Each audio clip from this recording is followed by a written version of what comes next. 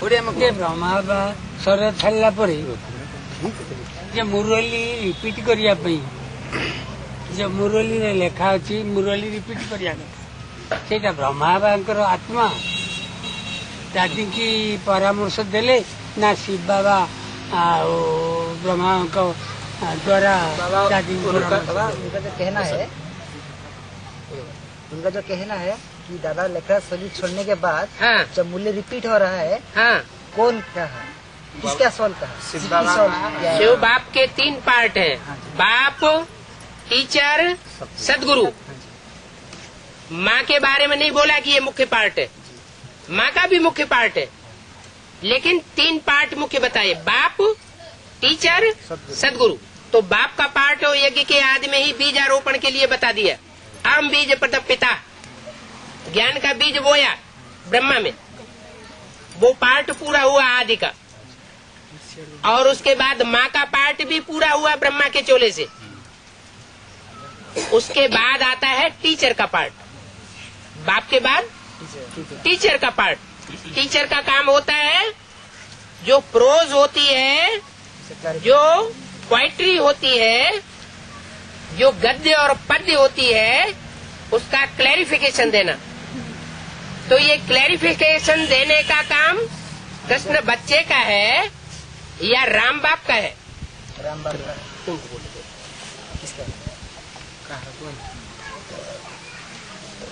Teacher का काम शिव बाबा का है।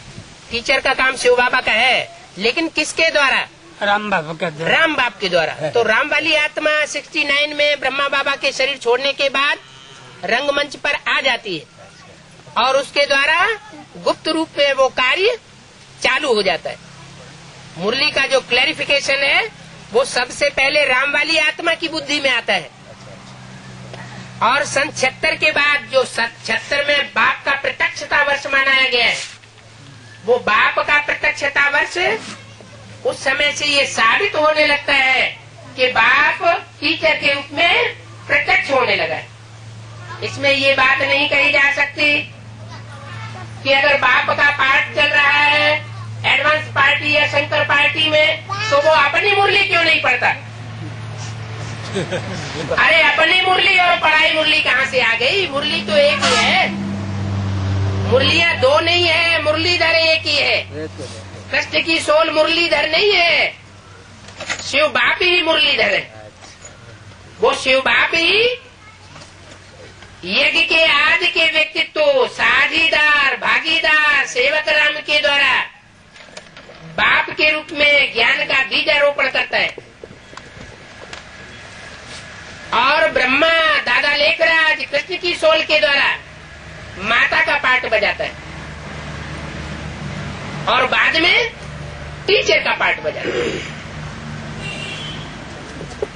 तो कृष्ण की सोल पढ़ाई पढ़ने वाली है या पढ़ाई पढ़ाने वाली है? पढ़ने वाली। आप नहीं बोलिए। कृष्ण की सोल पढ़ाई पढ़ने वाली है या पढ़ाई पढ़ाने वाली है? पढ़ने वाली। कृष्ण बच्चा कहा जाता है। बच्चा बुद्धि जितनी बात, जितनी पोएट्री, जितनी गद्य की भाषा उसे रटा देंगे वो रट लेगा, उसकी गहराई का अर्थ नहीं बता सकता।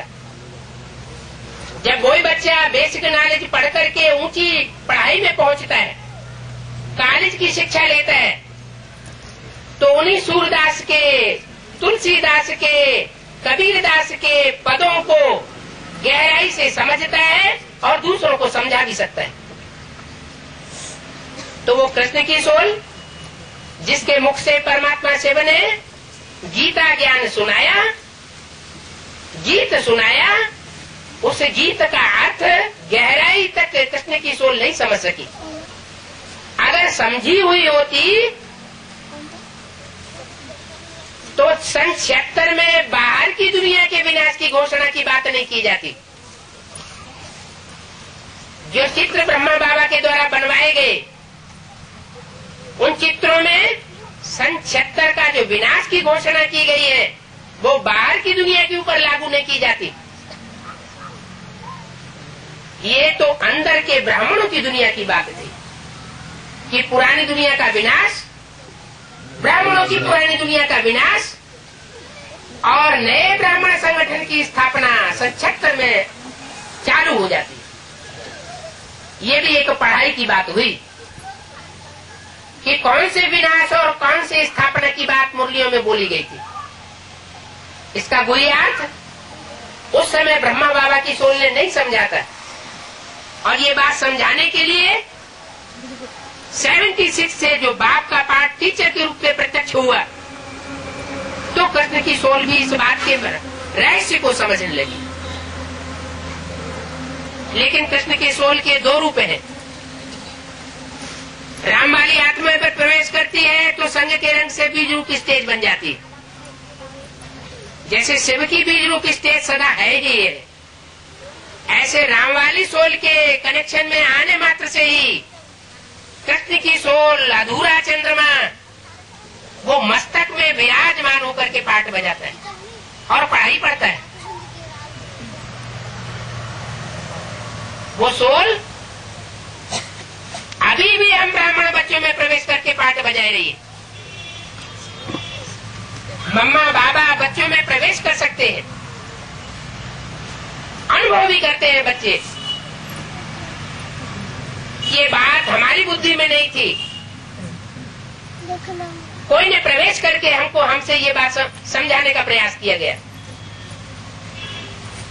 जैसे शिव की सोल बच्चों में प्रवेश करती है, वैसे ब्रह्मा की सोल भी बच्चों में प्रवेश करके दृष्टि देने का, वाइब्रेशन देने का और वाचा से सर्विस करने का पार्ट बजाती है।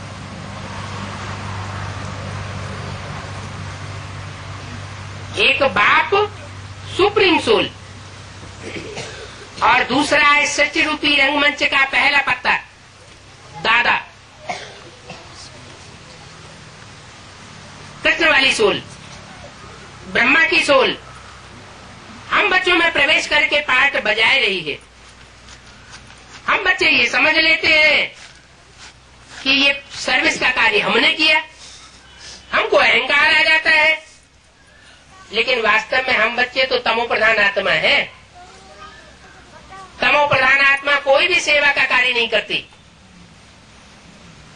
तमो प्रधान पतित आत्मा सेवा नहीं करती, डिस सर्विस ही करती है। अगर हम बच्चों के द्वारा सेवा की जगह डिस सर्विस होती है तो हमें अपना समझना चाहिए, और सर्विस होती है, सेवा का कोई अच्छा कार्य होता है तो क्या समझना चाहिए कि बाप दादा ने हमारे द्वारा सेवा कराई। तो प्रैक्टिकल में भी वो हमसे कार्य करा रहा है, पढ़ाई पढ़ा रहा है, और थ्योरी में भी पढ़ाई पढ़ा रहा है। थ्योरी में सुप्रीम टीचर के रूप में राम वाले व्यक्तित्व के द्वारा वो टीचर बनकर के आता है, जिसके लिए कहा गया शास्त्रों में शिक्षकों से गरे जग को ये ताको ताहा कहा अब देती है शिक्षा। वो सारे सृष्टि का शिक्षक है और सुप्रीम टीचर है, और सुप्रीम टीचर पाठधारी की पहचान क्या है? कोई पहचान होगी या नहीं होगी? क्या पहचान? सुप्रीम टीचर की पहचान होगी कि वो सारी दुनिया को पढ़ाई पढ़ाएगा, लेकिन खुद नहीं पढ़ेगा। उसको कोई पढ़ाने वाला नहीं होगा, उसको कोई मोल्ड करने वाला नहीं हो सकता। वो सारी दुनिया को पढ़ाई पढ़ा करके प्रभावित कर सकता है, लेकिन उसको पढ़ाई पढ़ाकर कोई प्रभावित नहीं कर सकता। हो गया। और जिस नारायण के समान पाठधारी तुमको बनना है, वो लक्ष्य क्लियर हो गया। हो गया तो नारायण साकार में है ना, इसलिए मुरली में कहा है सबसे अच्छा पुरुषार्थ है नारायण को याद करना, और सबसे सहज पुरुषार्थ है क्या? साकार को याद। इन आंखों से जो कुछ देखा जाता है वो स्वतः ही याद आता है। बिंदु आत्मा और बिंदु सुप्रीम सोल इन आंखों से नहीं देखा जाता, इसलिए याद करना कठिन होता है। और साकार स्वरूप में याद करना सहज होता है। अब अपने प्रश्न को दोबारा रिपीट करो। बाप समान कहाँ बने? बाप समान बनना है, मैंने कौन से बाप के समान बनना है? बाप तो होता है निराकार, तो साकार में बैठा है। कौन से बाप के समान तुमको बनना है? बिंदु समान बनना है या साकार बाप समान बनना है? साकार बाप समान। तो नारायण देवता बनता है, तो तुमको नारायण बनना है या निराकार ज्योति बिंदु बनना है? तुम्हारे अंदर प्रश्न चल रहा है, इसका मतलब अभी तक क्लियर नहीं हुआ। जितने भी विधर्मी होते हैं वो निराकार को याद करते रहते हैं अंत तक। वो नारायण के साकार स्वरूप को या शंकर को नहीं मानते। विधर्मी मुसलमानों ने शंकर की मूर्ति को तोड़ के मोहम्मद गजनी ने अपने दरवाजे की सीढ़ियों पर उल्टा करके डाल दिया था। जब चढ़ता था तो पांव लगाकर चढ़ता था, और जब उतरता था तो लात मारते हुए उतरता था।